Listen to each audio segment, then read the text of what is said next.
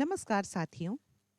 पिछले पार्ट में हमने छत्तीसगढ़ की संस्कृति के ज्ञानवर्धक व मजेदार जनौला और हाना सीखा और समझा भी। तो बताओ, मनोरंजन के लिए हम आज और क्या-क्या करते हैं? जी हाँ, सिनेमा घरों में सिनेमा देखने जाते हैं। साथ ही कई तरह के मनोरंजक कार्यक्रम टीवी पर भी देखने को मिलते हैं। परंतु इसके अलावा भी मनोरंजन के बहुत से साधन हैं, जैसे नाटक मंचन, रामलीला, नाचा आदि। जी हाँ, आज हम छत्तीसगढ़ के एक मनोरंजक और हंसी मजाक से भरी नाचा के बारे में बात करेंगे। आइए देखते हैं इस पार्ट में क्या नया मजेदार जानने को मिलता है। पार्ट 20। ऐसा हुआ ढेलू का नाचा। इस पाठ में ए और ढ नया अक्षर भी सीखेंगे। ए से बनने वाले शब्द हैं ऐनक, ऐश्वर्य, ऐंठन, ऐतिहासिक। और ढ से बनने वाले शब्द हैं ढेकी, ढाल, ढलना, गड्ढा। आओ अब पाठ को साथ साथ में पढ़ते हैं। ढेलू ढेरों फिल्में देखता था। उसके मन में फिल्म में काम करने की इच्छा जागी। उसने सोचा, मैं अभिनय कैसे सीखूं? वह नाचा मंडली वालों के पास गया। हरिराम नचकार ने एनक चढ़ाते हुए कहा, एक औरत का रोल है, करोगे? ढेलू ने हामी भरी। हरिराम बोला, ठीक है, तुम तैयारी शुरू कर दो। 5 दिन बाद नाचा होगा। ढेलू नाचा की तैयारी में जुट गया। नाचा के दिन भारी भीड़ जमा हुई। ढेलू ने लाल साड़ी और ऊंची एड़ी की सैंडल पहनी। वह नकली चोटी लगाए हुए मंच पर आया। भारी भीड़ को देखते ही वह थरथर कांपने लगा। उसने बहुत तेजी से गोल गोल नाचना शुरू किया। ऐसे नाचने से उसकी चोटी उछलकर दर्शकों के बीच जा गिरी। हड़बड़ाहट में साड़ी एड़ी की सैंडल में फंसकर खुल गई। लोग हंसते हंसते लोटपोट हो गए। इसी बीच एक आवारा कुत्ता चोटी मुंह में दबाकर भागने लगा। ढेलू मंच से कूदकर चोटी छीनने पीछे दौड़ा। उसके पीछे ठहाके लगाते गांव वाले भागे। हरिराम ने ऐनक चढ़ाते हुए अफसोस से कहा, बुरा हुआ, नाचा का ऐसा सत्यानाश होगा कभी सोचा न था। ऐसा नहीं नहीं किया जाता अभिनय। अभिनय बड़ी कला है। तो देखा आपने कि ढेलू ने सोचा कि वह मंचन कर सकता है, वह अभिनय कर सकता है, पर उसकी तैयारी अच्छी नहीं थी और वह घबरा भी गया। तो अच्छी से तैयारी होती है, अच्छा सा अभ्यास करते हैं तो सब कुछ अच्छे से होता है। तो आओ हम भी यह ठाने कि हम भी अच्छी तरह से अभ्यास करेंगे और सीखेंगे। तो इस तरह पाठ तो हमारा ये समाप्त हुआ। अब हम कुछ गणित की चीजों को सीखते हैं। आओ थोड़ा गणित सीखें। आप जो धोती, साड़ी या दुपट्टा प्रयोग में लाते हैं, वह कितनी लंबी है? इसे कैसे मापेंगे? तो चलो आओ सीखते हैं हम इसे कैसे मापें। मीटर, मिलीलीटर और सेंटीमीटर के बारे में जानें। मीटर, मिलीमीटर तथा सेंटीमीटर के द्वारा लंबाई नापी जाती है। नीचे नापने का फीता देखें। इसमें सेंटीमीटर में संख्याएं भी दी हुई है। 0, 1, 2, 3, 4, 5। इसे कपड़े पर रखकर या जिसे नापना है उस वस्तु पर रखकर नापते हैं। तो आओ आगे समझते हैं कि इसे किस तरह से लिखते भी हैं। तो आओ इसे समझें। 10 मिलीमीटर बराबर 1 सेंटीमीटर,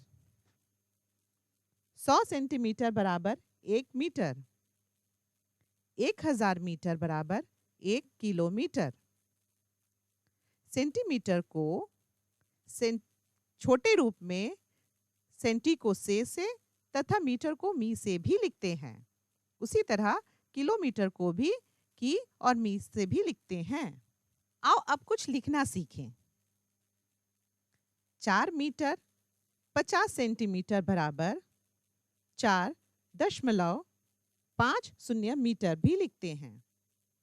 8 मीटर 25 सेंटीमीटर बराबर 8.25 मीटर भी लिखते हैं।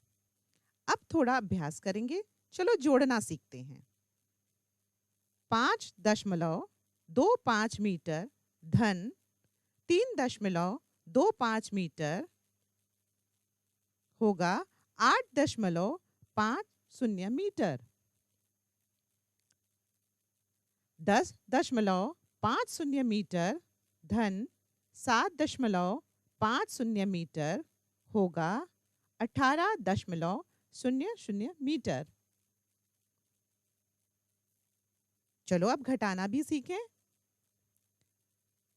8.50 मीटर से 5.50 मीटर को घटाने से 3.00 मीटर मिलेगा।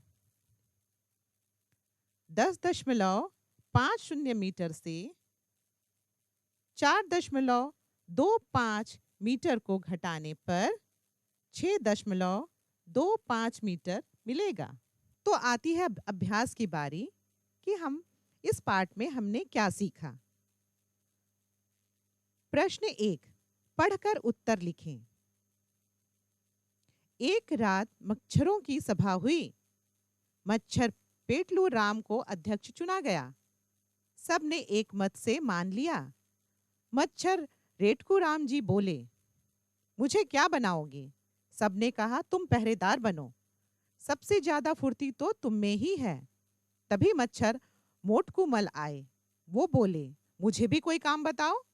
अध्यक्ष ने कहा, तुम सेनाध्यक्ष बनो। मच्छरों की फौज मोटकू मल के साथ खून चूसने के लिए रवाना हो गई। बहुत दिन से जमा गंदे पानी के पास मच्छरों ने अपना फौजी अड्डा बना लिया। अब बताओ, मच्छरों की सभा में किसे अध्यक्ष चुना गया? सभा में पहरेदार किसे बनाया गया? और मच्छरों ने अपना फौजी अड्डा कहाँ बनाया? ऊपर दिए गए पैराग्राफ को पढ़कर आप इन उत्तरों को आसानी से दे सकते हैं। अब आती है दूसरे अभ्यास की बारी। प्रश्न 2, दिए गए शब्दों से छांटकर खाली स्थान को भरें। दिए गए शब्द हैं भीड़, ऐनक, बड़ी, ऊंची एड़ी की सैंडल, दर्शकों। पहला मैं आपको बताऊंगी, बाकी को आप खुद उचित शब्दों के साथ खाली जगह भरकर इसे पूरा करेंगे। पहला है, नाचा मंडली के संचालक हरिराम ने ऐनक चढ़ाते हुए कहा। देखा, पहले वाले में मैंने ऐनक शब्द को खाली स्थान में भरकर उस वाक्य को पूरा किया। इसी तरह आप भी दिए गए नीचे वाक्यों को उचित शब्दों को भरकर पूरा करें। दूसरा, नाचा के दिन भारी खाली स्थान जमा हुई। ढेलू की चोटी उछलकर खाली स्थान के बीच जा गिरी। हड़बड़ाहट में ढेलू की साड़ी खाली स्थान में फंसकर खुल गई। अभिनय खाली स्थान कला है। इसी तरह आप खाली स्थान में उचित शब्द भरकर इसे पूरा करें। अब आती है अगले अभ्यास की बारी। प्रश्न 3, पाठ के आधार पर प्रश्नों के उत्तर लिखें। पहला प्रश्न, ढेलू को कौन सा रोल मिला? दूसरा प्रश्न, ढेलू मंच पर कैसे आया? तीसरा प्रश्न, हरिराम ने ढेलू से क्या कहा? चौथा प्रश्न, ढेलू की चोटी उछलकर कहां गिरी? पांचवा प्रश्न, आवारा कुत्ता मुंह में क्या दबाकर भागा? अब इन उत्तरों को आप पाठ पढ़कर स्वयं लिखने का प्रयास करें। अब आती है अगले अभ्यास की बारी। प्रश्न 4। इसमें आप कोई मजेदार घटना या चुटकुला लिखें जो आपने कहीं सुना हो। खुद सोचें और कागज पर लिखें। अगला अभ्यास है प्रश्न 5। खाली स्थान भरें। 1 सेंटीमीटर बराबर 10 मिलीलीटर। पहला मैंने बता दिया है, आगे का आप अभ्यास करें।